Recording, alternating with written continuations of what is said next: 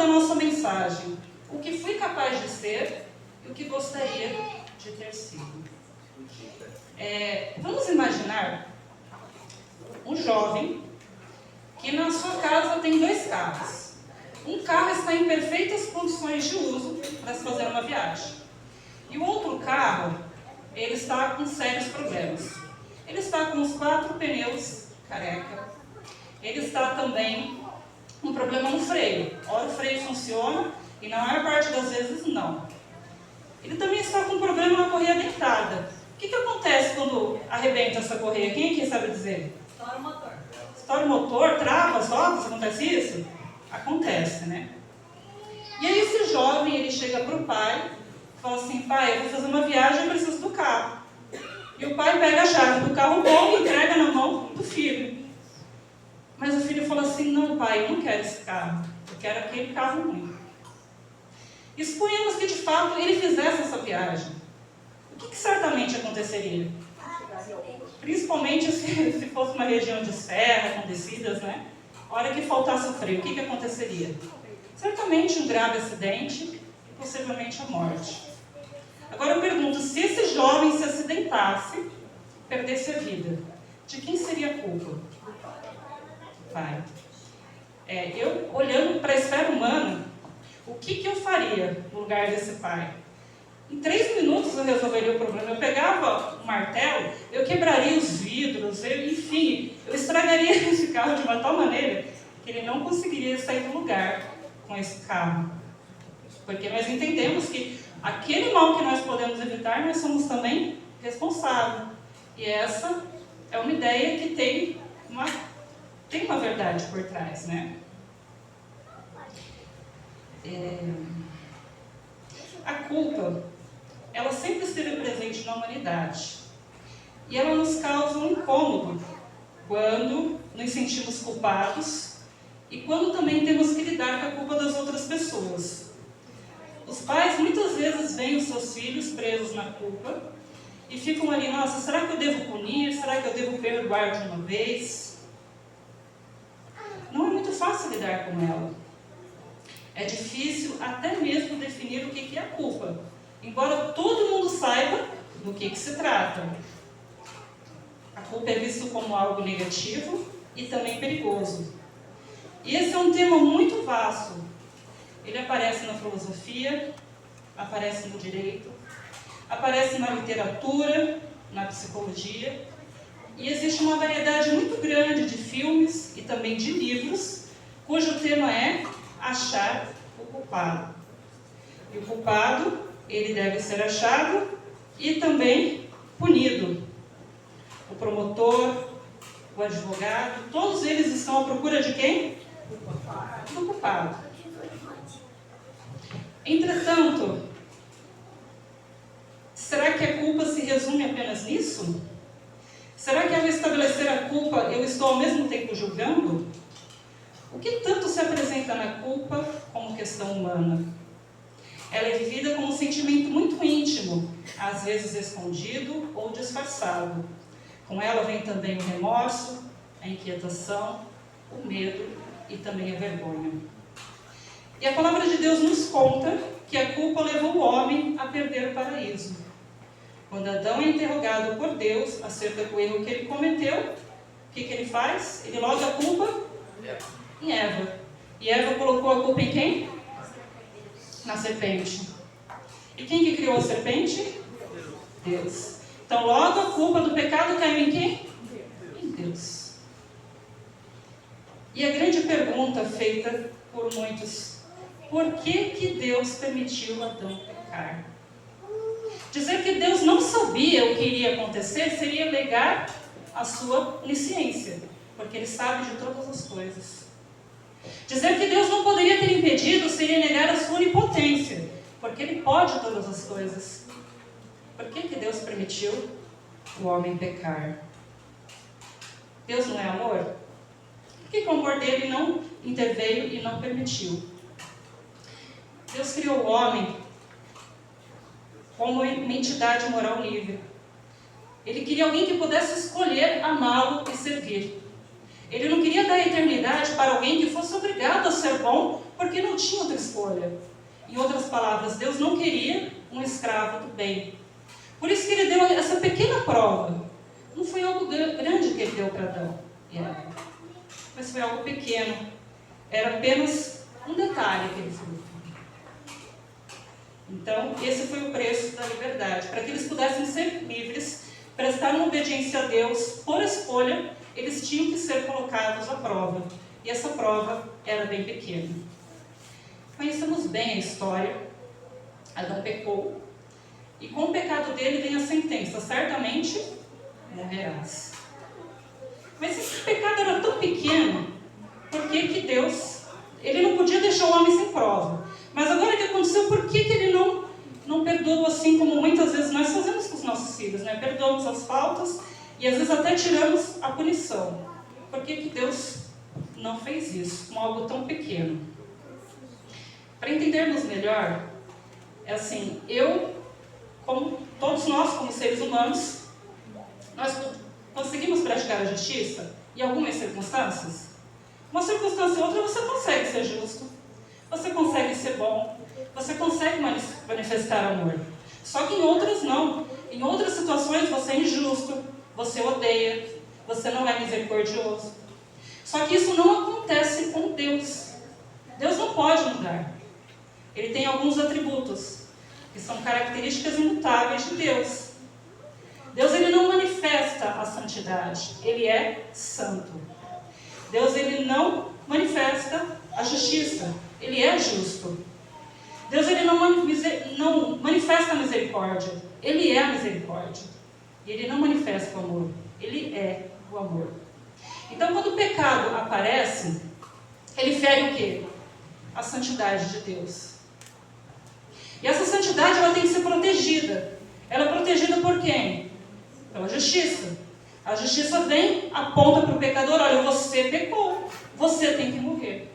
Porque a santidade não pode ser ferida. Só que Deus também é a misericórdia. Embora a justiça tenha que ser feita, a misericórdia não pode ser anulada. É aí que aparece o amor. E o amor vem para resolver o problema, porque ele providencia o meio. Qual foi esse meio? A morte de Jesus na cruz. Providenciou o meio para que a justiça possa ser feita, a misericórdia possa salvar o homem sem ferir a santidade de Deus. Entenderam agora o porquê? A princípio nós culpamos o pai que permitiu que aquele filho fizesse a viagem com aquele carro. Mas a escolha foi de quem? Foi do pai ou foi do filho? Viajar com aquele carro sem situação? A escolha foi do filho. E, no final das contas, quem que pagou o maior preço na criação do homem? Quem que teve que morrer na cruz pelos pecados que não era dele? Deus, foi Jesus.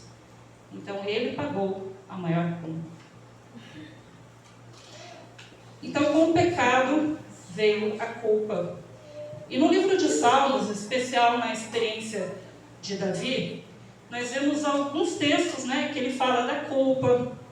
Ele fala que o seu corpo definha, ele fica sem forças, que a culpa está o afogando, é como um fardo insuportável. Então nós vemos que esse é o peso da culpa. Deixa eu só achar um texto aqui, na Ciência do Bom Viver, página 241, é dito assim: o sentimento de culpa prejudica as forças vitais. Desgosto, ansiedade, descontentamento, remorso, sentimento de culpa, desconfiança, todos tendem a consumir as forças vitais e a convidar a decadência e a morte. Olha o que a culpa faz. Pode levar até a decadência e a morte, esgota as forças vitais. Quando vivo uma culpa, eu sinto que não sou ou não fui quem eu queria ser.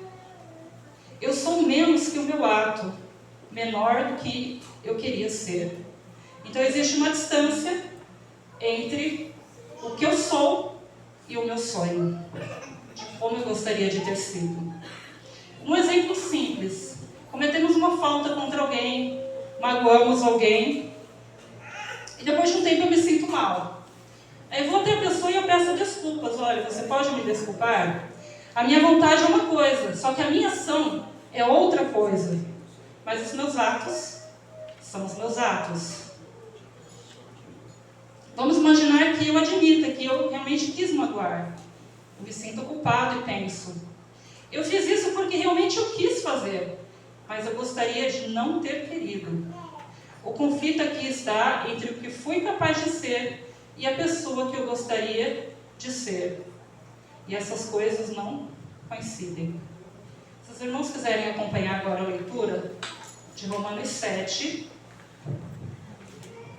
capítulo 15. A partir do capítulo 15.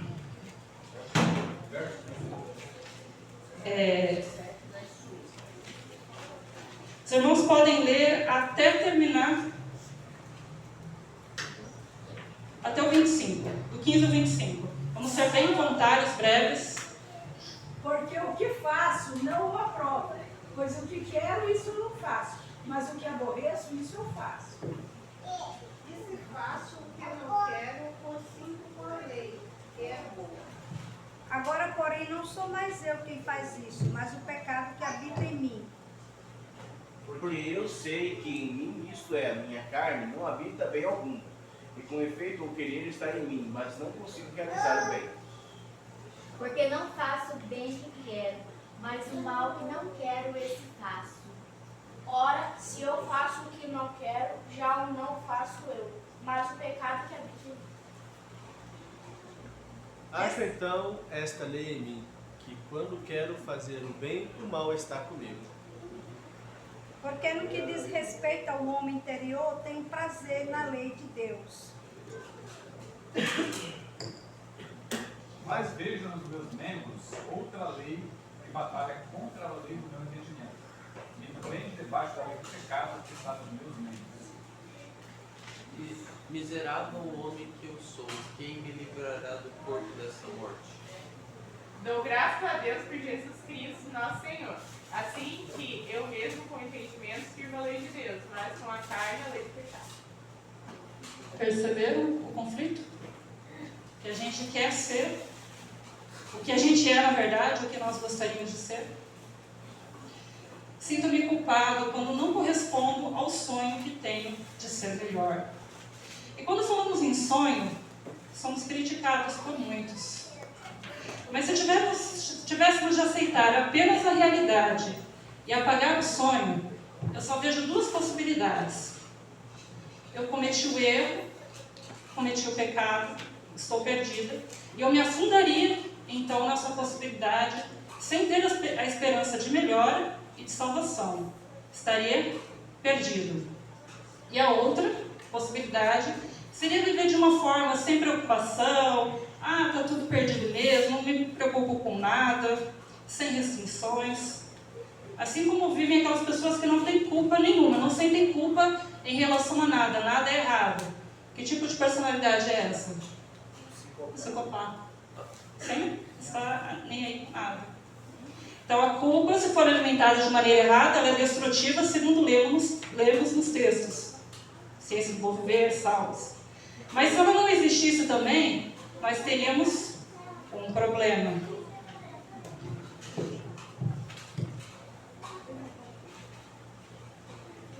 Então existe uma distância entre o sonho e a realidade.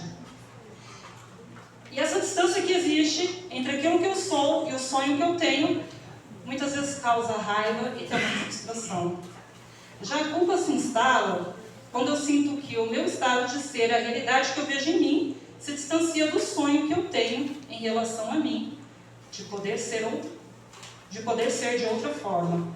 Eu olho para o meu ato e vejo que não consigo ser a pessoa que eu gostaria de ser, que é o conflito que acabamos de ler em Romanos 7.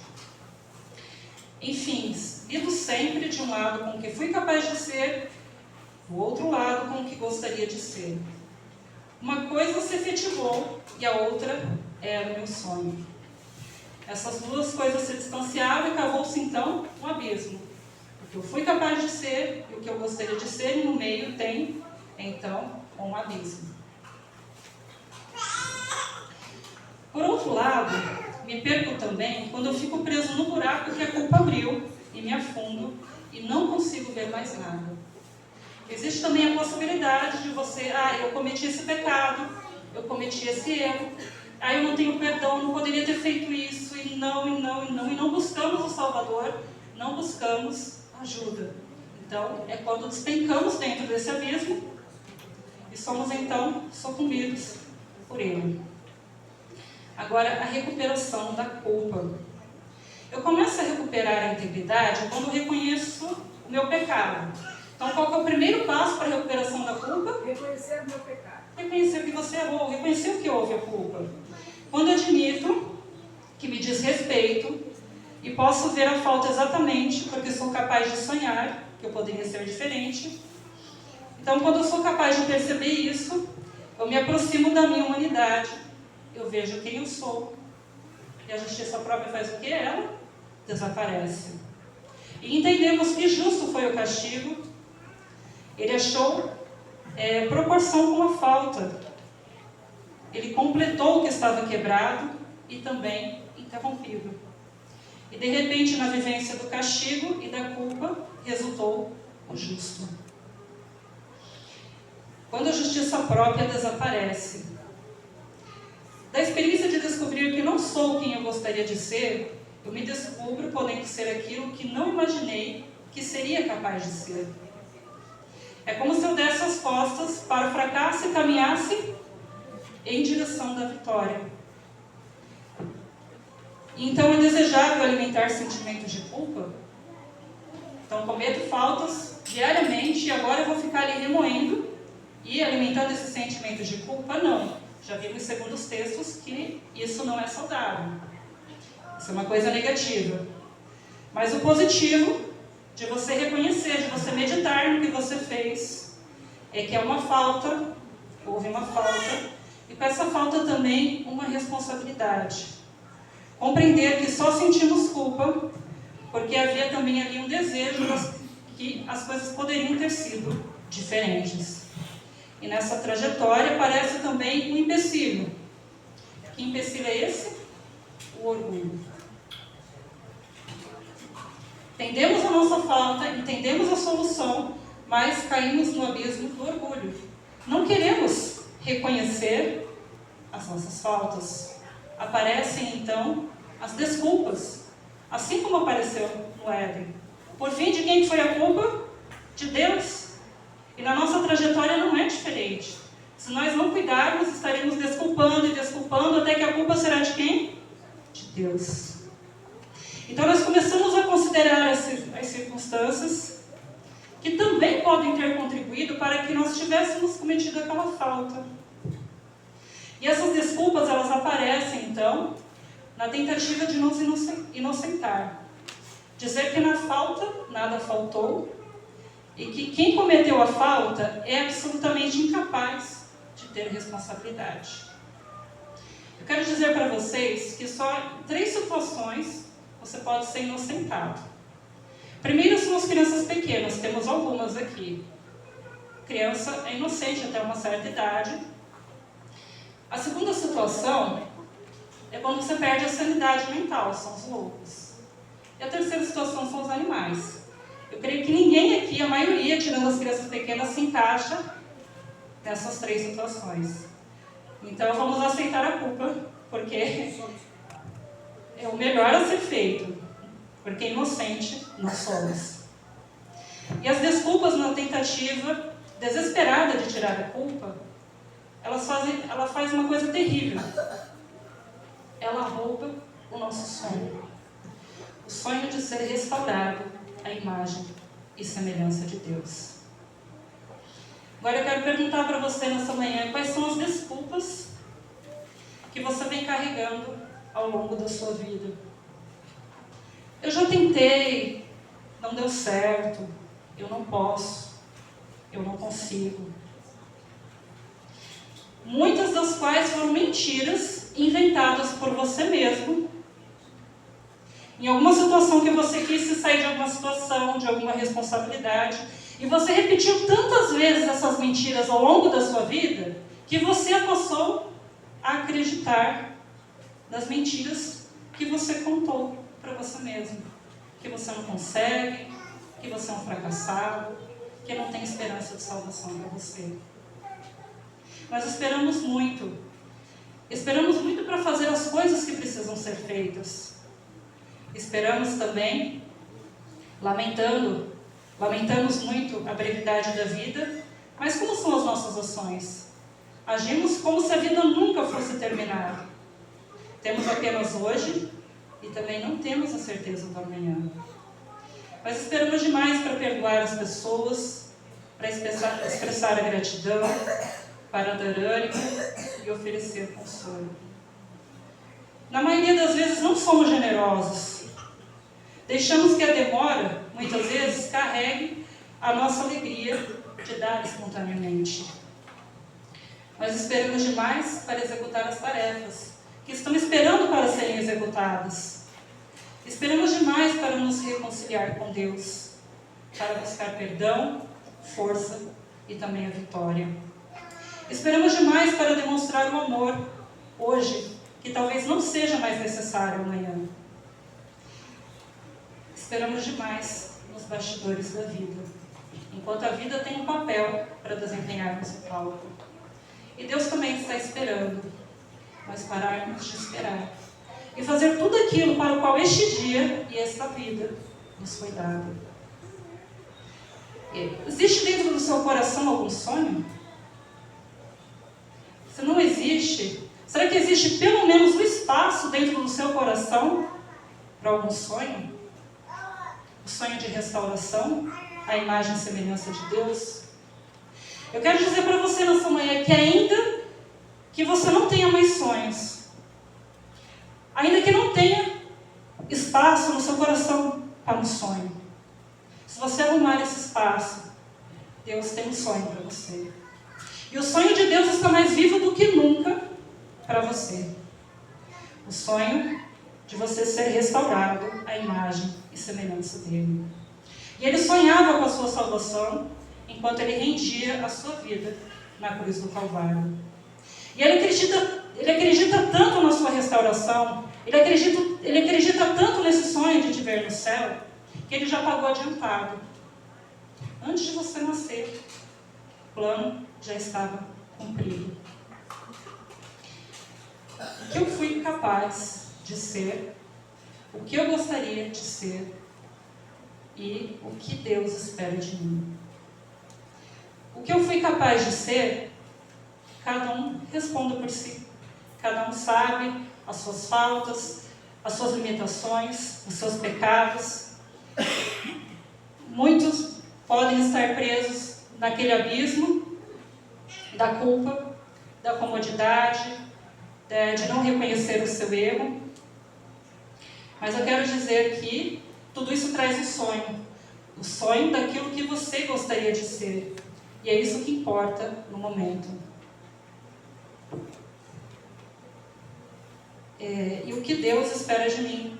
O que Deus espera de nós? A nossa salvação, a nossa completa redenção. Eu queria que fosse projetado ali Jeremias 29:11.